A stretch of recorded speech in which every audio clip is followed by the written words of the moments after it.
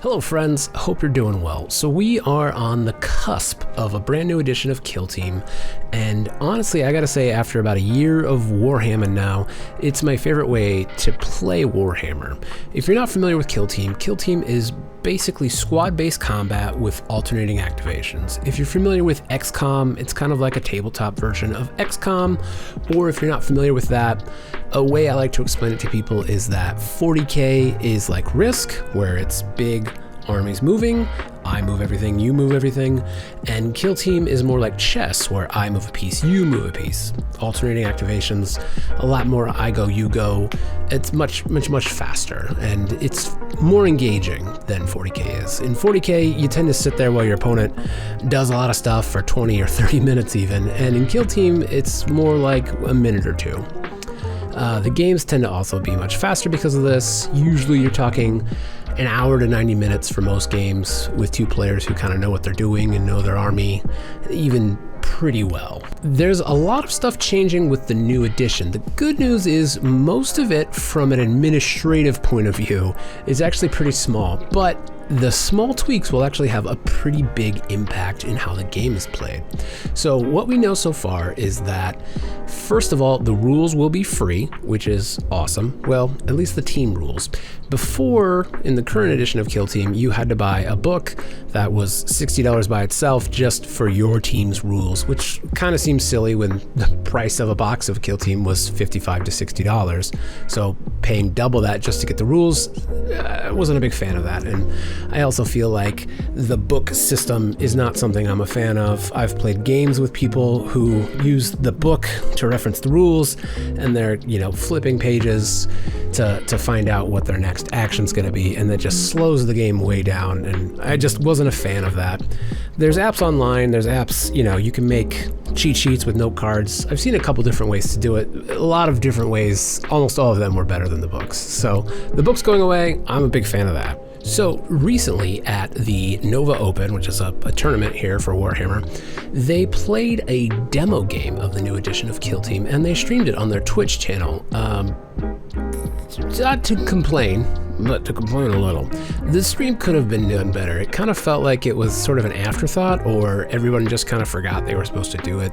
It started late, the stream dropped several times during the gameplay, and the announcers didn't seem to have a great grasp on the new teams or the new rules because they constantly didn't know what operatives were called, and they kept deferring to the players who weren't actually mic'd up. They kind of just had a camera mic picking up what the players were talking about. The players did seem to know what they were talking about for the most part. So to save you the time of watching the 2-ish hour stream, that's about how long I made it through before I tuned out finally. The fine folks on Reddit on r/killteam put together a list of the changes that they noticed in the game. So I kind of want to talk about them. We don't know if these are really official changes because, it's a new edition. That's frustrating, is because there wasn't a lot of official, like this is the rule, this is the new ruling. We just had to take the word of these two players who have presumably played a couple games with the new edition. So here's what we know about the new edition so far. So obscuring is changing, which I think a lot of people will be happy about. Outside of 1 inch of heavy, critical hits will become normal hits, and you will discard 1 successful hit before the saves are even rolled. So this is going to change a lot because it means you're still going to be a valid target if you're obscured, which was something that was always kind of clunky to explain to new players. It's like, well, technically you're obscured, so, I can't shoot you, you can't shoot me. And people be like, well, the models can see each other, and you're like, well. There's also the non-reciprocal shooting, which kind of was a lot of feels bad, especially when you would get, a sniper guy or a Tau railgunner to just be just a little behind a piece of heavy cover, and they were kind of invincible for the whole game, and they just wiped out people. So that's great, and it kind of becomes much more of a Hail Mary shot, so it's still a bad idea to go for that, but now you can actually affect damage. Losing the ability to crit, so a crit turning into a normal hit means a lot of mortal wounds will go away, which is kind of what a lot of sniper operatives are relying on. They're relying on the crits to give 3 or 2 mortal wounds before even any saves are rolled. So it will be interesting to see. We also know that obscuring will stack with cover, so that means one of the successful hits goes away, any of the crits become normal hits, but then they'll also retain an automatic save. So that's really big, and it's really interesting to see. So other than that, line of sight is not really changing all that much. You're still going to use the model's head to draw visibility, which it's not the best system, but it's what we've been playing with, and I'm fine with it. The only problem I have with that is sometimes with the terrain is dense and your guy's in the middle of the board, it becomes, you kind of have to like pick up the terrain to like get your head down there to see, but it is what it is, right? Let's see. So Overwatch is changing. That's a new change. Instead of just having the ability to take a shot with -1 to your ballistic skill, you'll be able to do anything that takes 1 AP.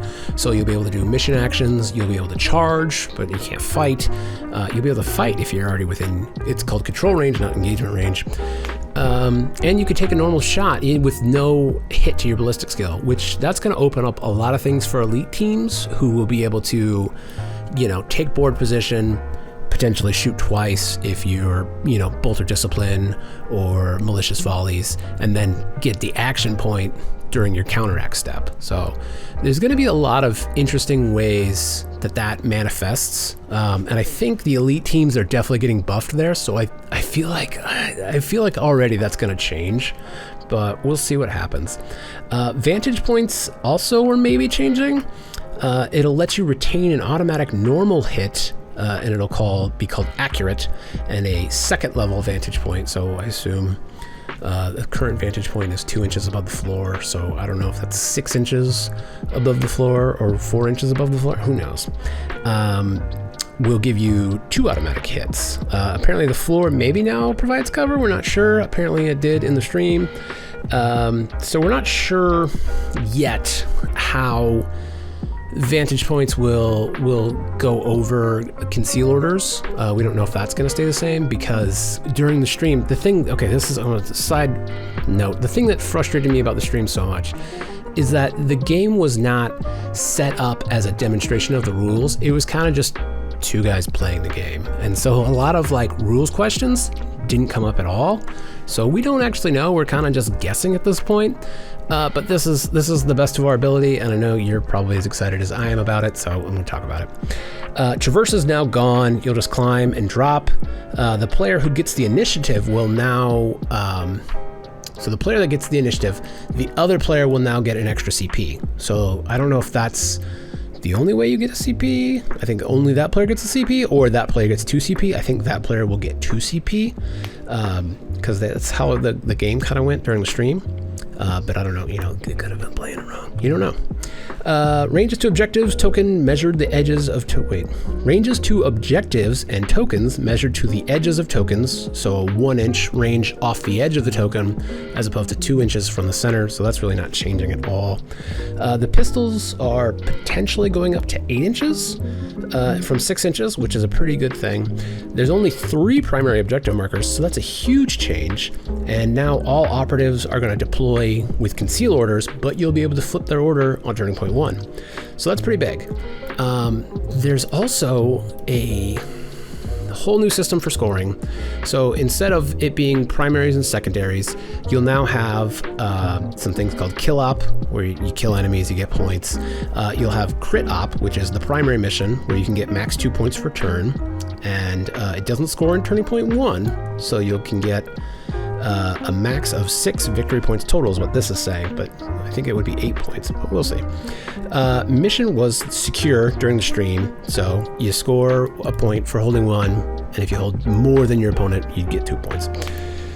So that's interesting to see only 3 points as opposed to 6. It's definitely going to change a lot of strategies for a lot of teams, especially with the kill op and the tac op. So the tac ops are the same. They're secret missions that you'll perform during the game, and they'll reveal them when you do them or when it says on the card, kind of like how it is. And there may also be some bonus points you pick up depending on when you do the op. So what's interesting about the new way to score is it seems like there's a lot more avenues to actually win the game. I know there's been games I've played where I've tabled my opponent but still lost the game on points. So it'll be interesting to see with like the new kill ops, will that change? I think it will. But there will just be a lot more depth and complexity to the game, things that you have to protect against, things you have to be thinking about, because it might seem like you're winning and then all of a sudden, you know, secret tac ops start dropping, and before you know it, you've lost the game. So that's always kind of been something that's happened in Kill Team. Even with, there's definitely been games where I lost to the last turn because I thought I had it wrapped up, and then it just, you're like, well, no, I can't get to that point, so I can't score it. And even though you only have one guy left and I have 5 guys left, my team still lost. So, but it's part of the fun. The game is very interesting. We also know that the rules for equipment are changing, as opposed to each operative gets maybe a piece of equipment and you have a budget of equipment for the team. You'll now just have kind of universal equipment that all teams have access to. So that might be things like ladders or extra heavy barricades, or they showcase some grenades. And the interesting way the grenade equipment will work is that you'll get 2 of them, and then the whole team can use those 2 grenades, which you have to suspend reality there, but it's a pretty good system. And once you've thrown the 2 grenades, that's it, you have no more grenades. So overall, so far, what they've shown, if that's kind of what it's going to be like, I'm liking all of it. I'm really excited for this new edition of Kill Team. We know that the pre-orders are going to start sometime this month in September, and they're going to release in October, and I'm excited about it. I'm getting a lot of people in my local store asking me about Kill Team, and I've done like 4 like training games here in the last week alone, and that's so exciting to me because I love Kill Team. I want more of it. 40K is great. But sometimes you don't have 3 hours to play, and sometimes when you play a 3-hour game, you know, and you get dragged or the dice just aren't in your favor, it feels bad. And to play like an hour game, get 2 or 3 games in an evening or an afternoon, it just feels a lot better. You can try different teams. There's just so many great reasons to play Kill Team. I'm gonna make a whole other video about that, but yeah, I'm so pumped. I'm excited for this, and I can't wait to make more videos about it. So thanks for watching. I'll see you next time.